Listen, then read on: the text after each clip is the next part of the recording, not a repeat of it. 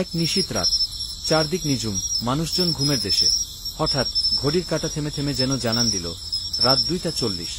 সেই গভীর রাতেই ধুঁকতে ধুঁকতে এক বৃদ্ধ মানুষ বেরিয়ে পড়লেন অসীমপুরের দিকে।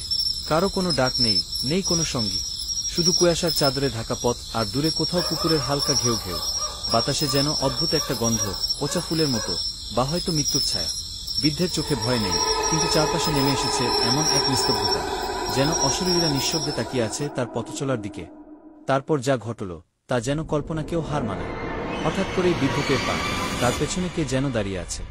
ধীরে ধীরে পেছন ফিরতেই চোখ আটকে গেল। একটা নয়, অনেকগুলো সাদা ধোঁয়ার মতো ভৌতিক অবয়ব তাকে ঘিরে দাঁড়িয়ে আছে। তাদের চোখ যেন জ্বলজ্বল করছে, আর মুখে কোনো অভিব্যক্তি নেই, এক নিঃসঙ্গ শীতলতা। ভয়ে বৃদ্ধ যেন জমে গেলেন। হঠাৎ কোনো কিছুর ধাক্কায় তিনি চমকে ওঠেন, ভম্বের মতো অসাড় হয়ে পড়েন। ভূতেরা তখনও কিছু বলেনি, শুধু দাঁড়িয়েছিল নিঃশব্দে। বৃদ্ধ পালাতে চেষ্টা করতেই তারা একযোগে তার উপর ঝাঁপিয়ে পড়ে। এরপর কি হয়েছিল তা কেউ জানে না, তবে সকালে রাস্তার পাশে মানুষের কঙ্কালসদৃশ কিছু একটা পড়ে থাকতে দেখা গিয়েছিল।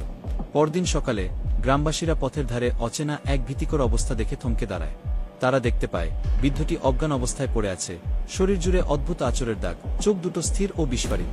কেউ তাকে ছুতে সাহস পায় না প্রথমে। শেষমেশ কয়েকজন মিলে ভয় ভেঙে তাকে বাড়িতে নিয়ে যায়। কিন্তু দুর্ভাগ্যবশত বাড়িতে পৌঁছানোর কিছুক্ষণ পরই বৃদ্ধের নিঃশ্বাস থেমে যায়। সে রাতে গ্রামে বাতাস ভারী হয়ে উঠেছিল, আর অসীমপুরের পথ যেন আরও নিঃসঙ্গ ও ভয়ঙ্কর হয়ে ওঠে।